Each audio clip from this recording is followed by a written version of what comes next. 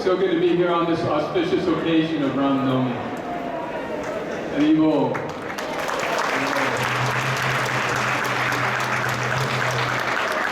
Together again after a long time. So I want to thank the young ladies who are singing that beautiful bhajan about Sita Ram. I think that is a wonderful prelude to this short talk. We're going to be discussing some of Lord Ram's pastimes and how they relate to us in this day and age.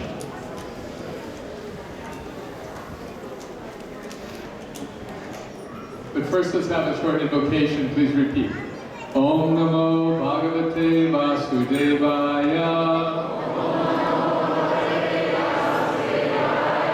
Om Namo Bhagavate Vasudevaya. Om Namo Bhagavate Vasudevaya.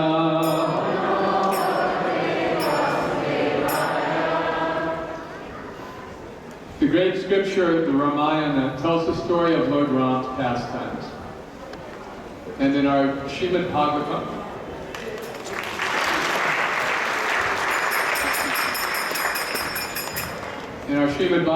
which Srila Prabhupada has brought to us, the pastimes of Lord Ram are told in a summary way. Is there anyone here today for the first time? A few newcomers. Is there anyone here who is not familiar with the pastime of Lord Ram? Only a few, okay.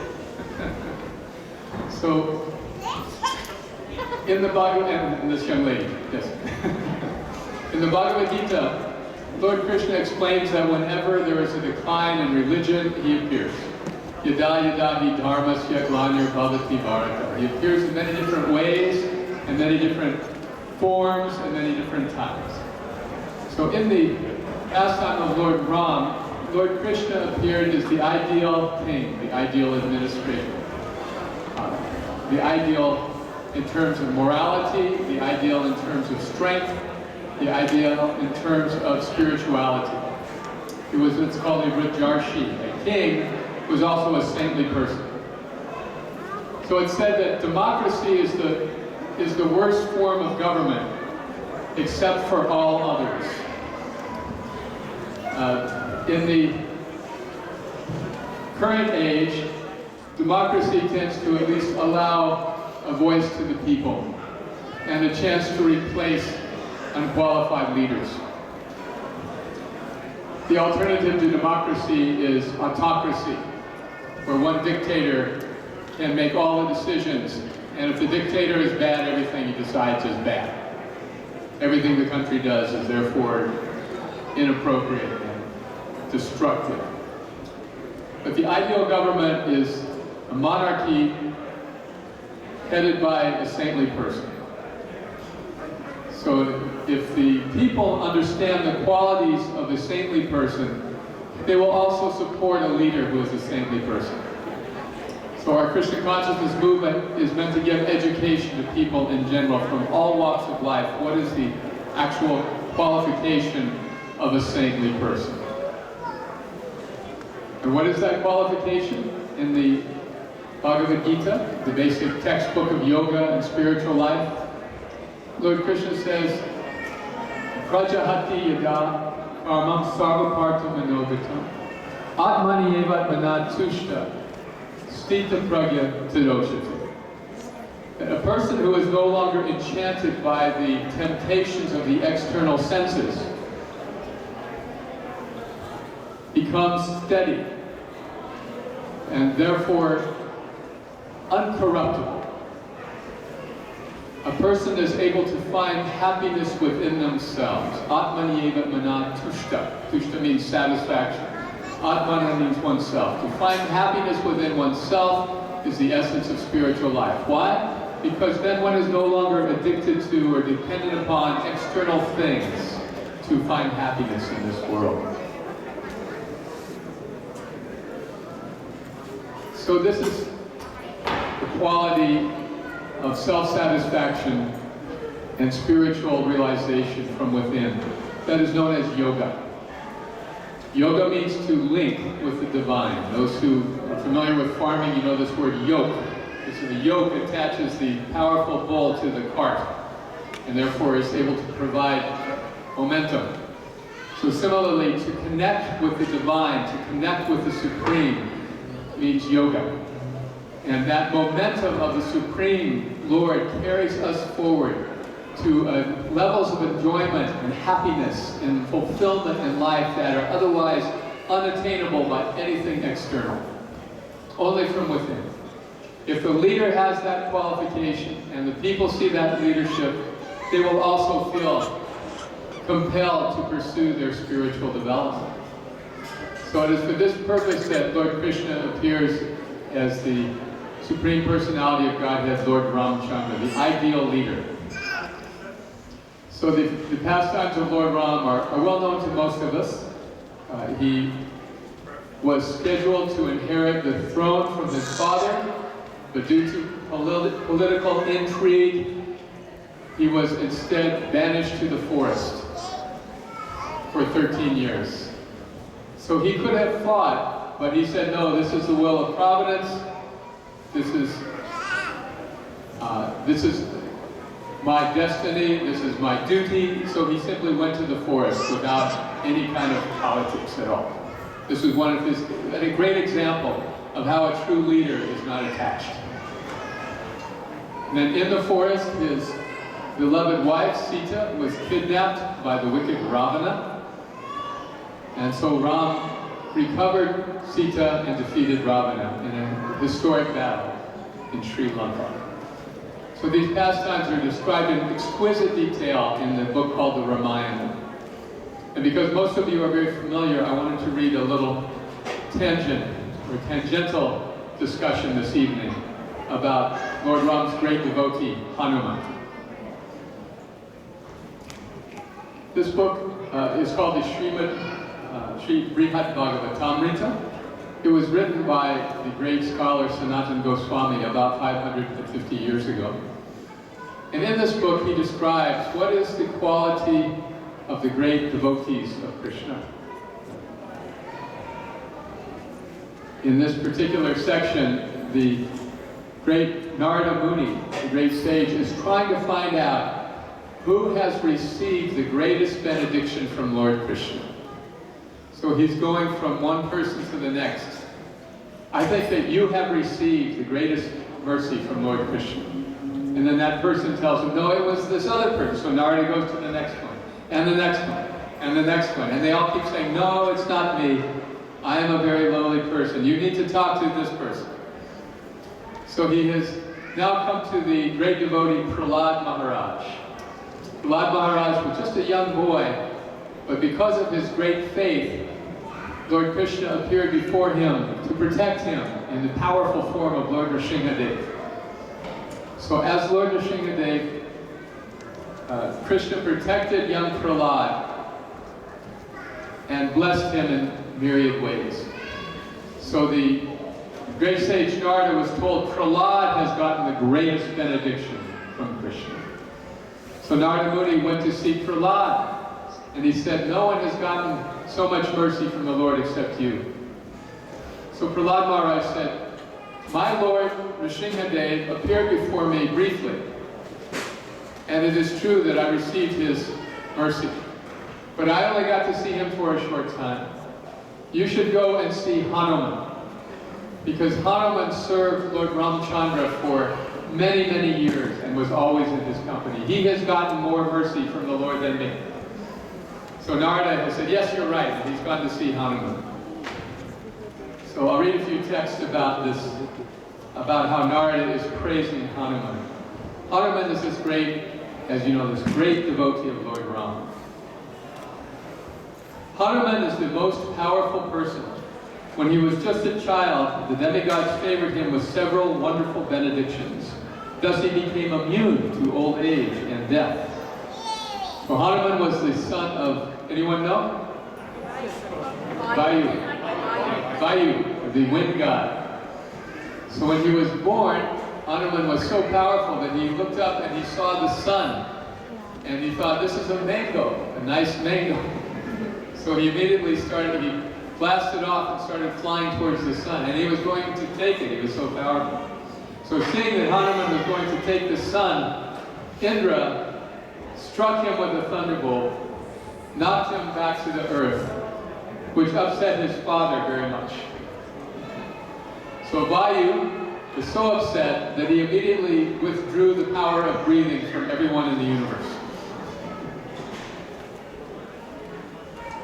When that happened, to save the universal population, Lord Rama and other great demigods came to Hanuman, revived him, and granted him these benedictions that he could live indefinitely. Freed of all fear, Hanuman maintains great vows, and he performs auspicious deeds. Outstanding among heroes, he is an exceptional servant of Lord Rama. With playful disregard, he jumped across miles of fathomless ocean. Expertly, in the capital of the evil Ravana, he comforted Mother Sita in her distress. He boldly threatened his enemies, burned Lanka, and destroyed its capital. When he brought back news of Sita, he received Lord Ram's deep embrace. It was Hanuman who acted as Lord Ram's best carrier, his tail serving as a royal white umbrella. It is said that only kings can carry white. Everyone can have umbrella, but the white umbrella is reserved for the king. So when he was carrying Lord Ram on his back as he was flying through the air, Hanuman curled his tail like a white umbrella over Lord Ram. Hanuman's broad back served as a comfortable seat for the Lord, and it was Hanuman who directed the project of bridging the ocean. He destroyed the military force of Ravana. He had the special power of delivering the healing herb called Ishalya Karani. So this happened during the Battle of Lanka. The wicked Ravana's son Indrajit managed to knock Lord Rama's brother Lakshmana and many soldiers unconscious to the point where they were threatened with death. Only this certain herb could save them. So everyone turned to Hanuman, the greatest devotee, and said, you have to go to the Himalayas and bring back this particular herb. He said, where will I find it? And they told him it would be on top of a particular mountain. So Hanuman went there, overcoming many obstacles on the way. But when he got there, he couldn't recognize which herb it was. So with his tremendous strength, he just picked up the top of the mountain and flew back with the whole thing. And in this way, he was able to revive Lakshman just in the nick of time. Supremely intelligent and valorous, Hanuman brought victory for Lord Ram. He added to the spotless fame of Lord Ram, who killed Ravana. It was Hanuman who encouraged Mother Sita. And by Ram's order, this Hanuman, the one true recipient of his master's favor, still lives in this world, although unable to bear separation from the Lord. So this was why Prahlad said Hanuman was the greatest, had received the most mercy, because he stayed with Lord Ram for many, many years while Ram ruled the kingdom. But then after Ram left, still Hanuman remained, worshipping the deity of Lord Ram. So why is this? If he was such a great devotee of Lord Ram, why wouldn't he stay with Ram? Why wouldn't he leave this world when Ram left this world? So this is explained. After Lord Ramachandra killed Ravana in battle, Hanuman brought this news to Mother Sita, where she was held captive. This brought Sita back to life, and her life became happy again when Hanuman took her to meet her husband. Since Hanuman's life with Lord Ram after the victory was so fortunate, one might ask, how could Hanuman have ever left the Lord's association? Why did he not return with Lord Ram to the eternal Ayodhya in Vaikuntha, along with the other residents of the kingdom? The answer is that his Lord specifically asked him to stay behind on earth. Atmeshwara, which is used in this verse, means his own Lord. In other words, by staying in this world, Hanuman gave all its inhabitants a much better chance to take to the path of pure bhakti yoga, pure devotional service. Lord Ramachandra ordered Hanuman to make this severe sacrifice because the Lord wanted to bestow such mercy on the conditioned souls. Living in separation from the Lord is Hanuman's most difficult and most glorious service. So this is why Hanuman is revered. One of the reasons he is revered. That he served Lord Rama in every capacity, but when he was asked, he even took the unbearable separation from his Lord for the benefit of humanity. This is why Hanuman is worshipped all over India. You find temples of Hanuman everywhere, yeah? So, Srila Prabhupada, the founder of this great Krishna consciousness movement, came from India. He had been trying for many years to, in the mood of Hanuman, share the message of Krishna consciousness with a wide swath of people. However, he found very little interest in India. One of the reasons is that people have a sense that they already understand Lord Krishna's teachings. And there are so many swamis and so many teachers that people have a kind of eclectic view. Another reason is, just as you see in Calcutta, there's a very famous sweet shop. And the sweets are made with ghee, and they're very famous, and everyone goes because of the finest quality. But the proprietor of the sweet shop does not care for the sweets very much, because he's had so many and seen so many. Everyone else likes them. But those familiarity breeds contempt. So for whatever reason, Srila Prabhupada's efforts to introduce Krishna consciousness in India were not met with much success. When he was in his 60s, he was living alone, but ordered by his guru to bring these teachings to the English-speaking world, he was laboring to write and publish English translations of these ancient Vedic literatures. So that was his strategy. It looked very hopeless because he had no money, he had no followers. He could barely manage to get them produced, but he did. Then suddenly he received, unexpectedly, an invitation to go to America. So he went to see a friend who had a steamship company, Sumati Morarji, and he said, "Please give me a ticket on your steamship so I can go to America. I now have permission to go." And she said, "Swamiji, you will die on the way." He said, no, it's all right. He was so determined. And so she said, "Swamiji, you just want to go there and see America. You just want to be a tourist." And he said, "My guru has ordered me. I have to go. I have to go." So finally she relented and gave him passage. So in the mood of Hanuman, Srila Prabhupada made this incredible crossing of the Atlantic Ocean. On the way he had 2 heart attacks, almost died. He was 70 years old. Somehow he survived, and he arrived in New York with $5 and an invitation to stay with a stranger for a month. That was it. And so when he was leaving the dock, the owner of the steamship, or the manager of the steamship, said, "Do you want me to book your return passage?" And he said, "No, I'll come back." And he did come back a few times, just to see when the next ship would sail back to India. Because initially, he also did not receive much interest in America. But he persevered, and instead of going uptown New York, where the wealthy people were, he went down to the Lower East Side, where the young people were. The young, inquisitive, spiritually minded people of the 60s. He began chanting, and from that simple chanting, like we've been doing this evening, people became attracted. They liked this form of meditation. They liked this simple means of connecting with the divine through the yoga of sound. Shri Radhachir Gopinath Ki Jai. Shri Jagannath Swami Ki Jai. So from that humble beginning, he started this Krishna consciousness movement, and it began to spread all over America and then all over the world. So of course he came here to Toronto 1975 and 76.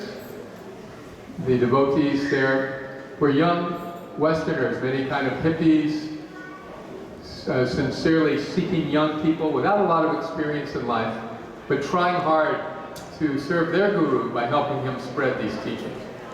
So it was that group of young men and women who invited Srila Prabhupada to come and see this church. And the owners of the church said, "We will burn it down before we will sell it to the Hare Krishnas." So Shubha Vilas Prabhu, because at that time there were very few people of Indian descent who were involved with Srila Prabhupada's movement. But Shubha Vilas Prabhu was one, and he got together with a few friends and he approached the owners and said, "We want to make this a Hindu cultural center." And they said, "All right," and sold it to them. And then Shubha Vilas Prabhu and company sold it to the Hare Krishnas for $1. So now we have this wonderful temple. Can you run us here for looking up?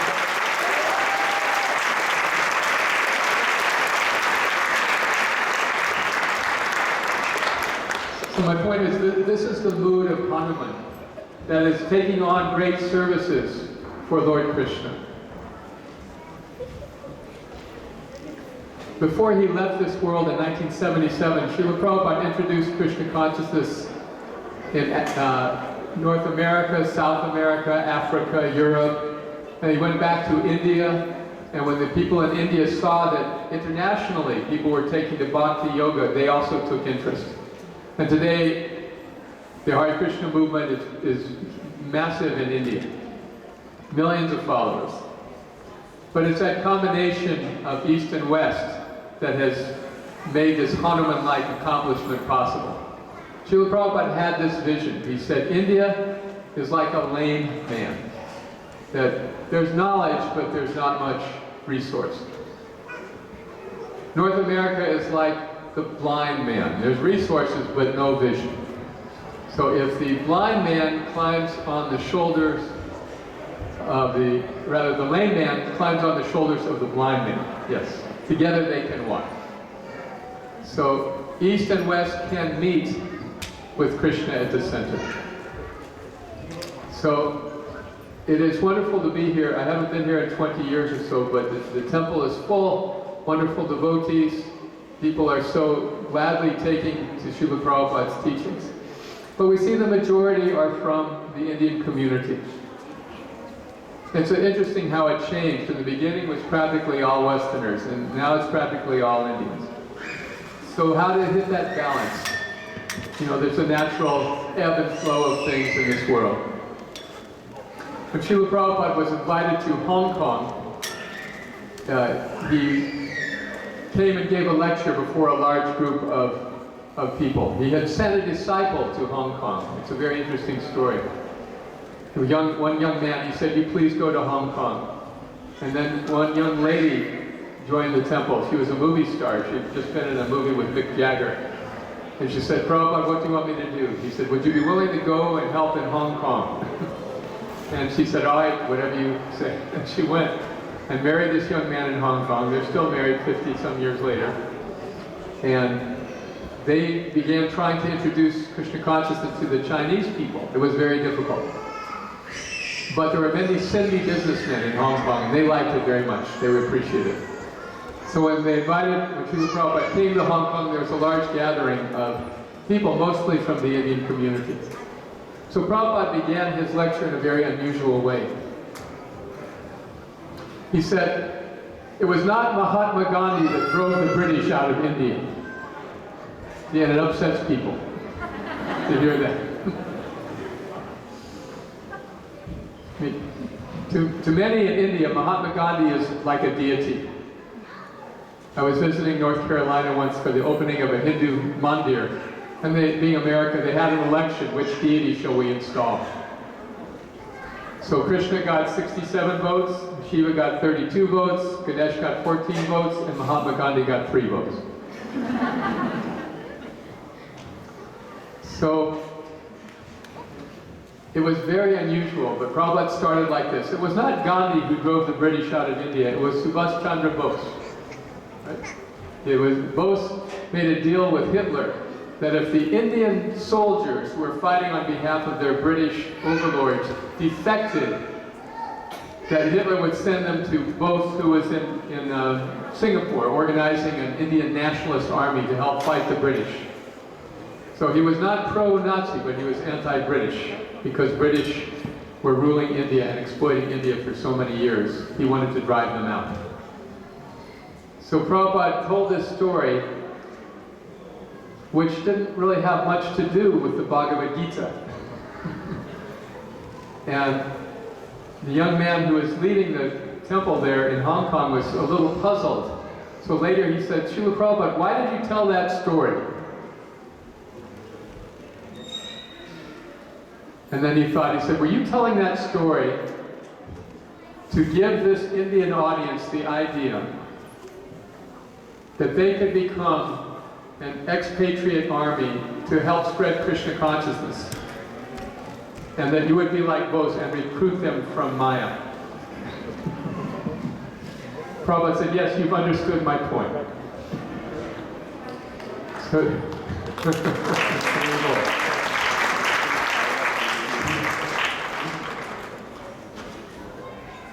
it is said in the Chaitanya Charitamrita, Bharati Bhumi Hoila Madhusya Janmasar, that to take birth in India or from Indian families is the most auspicious birth. But those who do have that fortunate birth, Kara Upakara, they are meant for one thing, to make the others suffering their suffering. Kara Upakara means your problem is my problem. In other words, out of compassion, I want to help you. So we can help people in many ways. We can build a hospital and take care of their body. We can build a soup kitchen and feed their belly. We can build a college and educate their minds. But all of these things will improve their lives materially and yet do nothing for their spiritual life. So true compassion is what? It's helping people solve their problems. To solve the problems of life is real para upakara. How do we solve the problems of life? We have to understand who we are. That we are not this external body, be it Indian or Western or male or female or tall or short or fat or thin or whatever. These are all designations only. In the Shastra it is said, Sarvapati Nirmuktam Tatpare Tvana Nirmalam. All of these designations are called upadis, or unwanted, unnecessary things. Because we may be a man today, but then when this male body dies, what are we going to be in our next life? We may not even come back as human beings if our propensities are subhuman. So real compassion means helping people prepare for their next life. Real compassion means to help people solve their lasting problems. Srila Prabhupada was asked, will chanting Hare Krishna cure cancer? He said, yes. Chant Hare Krishna and you'll never get cancer again. Real compassion means to help people deal with their actual problems of life. And what are those problems? We are forced to grow old. We are forced to get COVID. We are forced to wear masks. We are forced to die. None of these things we want, but they're forced on us and there's nothing we can do about it. But if we take to yoga and we progress in our spiritual lives, when we give up this troublesome material body, when we leave this body at death, we can go back to Godhead and not have to return to this cycle of birth and death. In the Gita, Krishna explains this. Janma karma chame divyam evam yo veti tattvataha. Tattva dehan pranar janma naiti mam eti. Certainly, so Arjuna. One who understands the transcendental nature of my appearance and activities doesn't have to take birth in this world again. So Krishna's activities, his appearances are for many, many reasons. As I mentioned, Lord Rama appears in this ideal leader incarnation. As Lord Krishna, the Lord appears to instruct Arjuna to help him overcome his misconceptions of life. The Lord comes, his great devotees like Hanuman comes, all for this purpose of displaying incredible pastimes, amazing pastimes, far beyond anything Hollywood could produce, or Bollywood. to captivate our minds and fill our hearts with inspiration. Not an inspiration over something materially incredible, but something that is genuine and spiritual and uplifting and pure. So that is the purpose of our Krishna consciousness movement. Even if we don't understand or have time to read and learn about Lord Rama, Lord Krishna, we can chant their holy names. Anyone can do it very easily. Let's do it. Hare Krishna, Krishna Krishna, Hare Hare, Hare Rama, Rama Rama, Hare Hare. I'd like to share with you, if I can find it here, a very beautiful quote that one of my friends sent today on this auspicious occasion. I'll just paraphrase it. This is quoting Lord Rama. He says, "If one sincerely calls out to me one time, I will always remember that servant. I will never abandon that servant, even if that servant tries to abandon me." So just by calling out the holy names of Lord Krishna and Lord Ram one time, we will connect with Krishna in a way he will never forget us. So suppose we take up spiritual life, but then we don't succeed. What is our position? We've tried to follow Lord Krishna, we've tried to follow Lord Ram, but then again, we become attracted to the things of this world. Have we just wasted our time? We've lost our momentum for our material advantage, and at the same time we failed in our spiritual pursuit. In the Bhagavad Gita, Krishna has asked this question. So he responds by saying, look, relax. One who does good is never overcome by evil. So if we take to spiritual life and we make a little progress, that progress stays with us forever. In the Gita, Krishna explains, a little advancement on this path can save one from having to take another birth in the material world, the most dangerous type of fear. So Krishna says, one who does good is never overcome by evil. Therefore, the worst that could happen is that you'll come back with a better opportunity in your next life to completely succeed spiritually.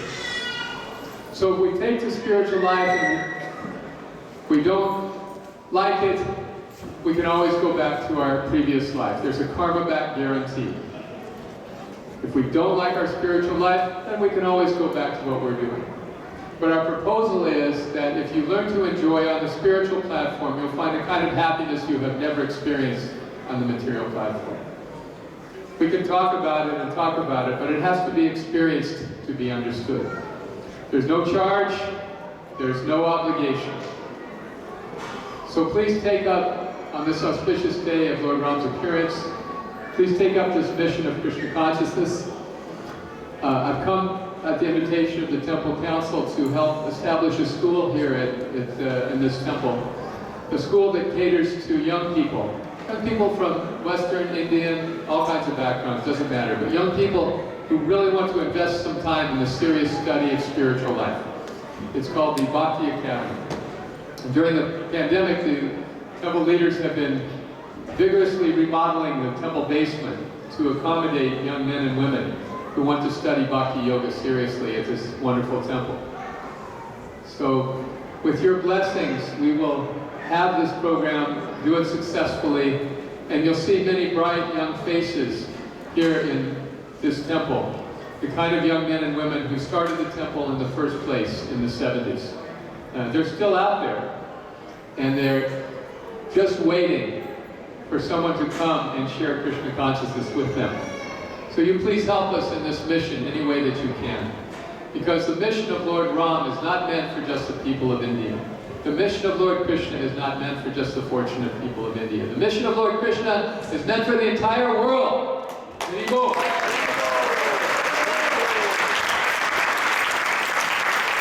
And here in this cosmopolitan city of Toronto, there are people from all over the world.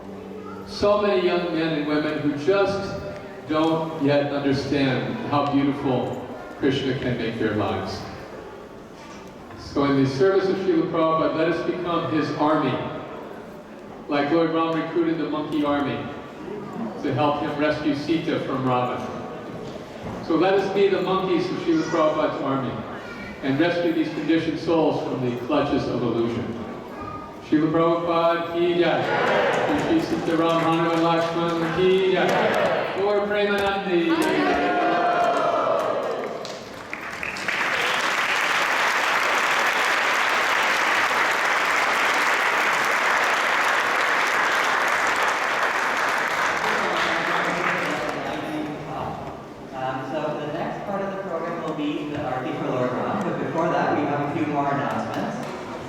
So we see a lot of new faces here today. So if anyone would like to get more connected with us, you can reach out to the front desk to be added to our WhatsApp group, where you can get daily version of the deities, as well as updates about ongoing projects at the temple, like the renovations that are going on, as well as upcoming programs and other activities.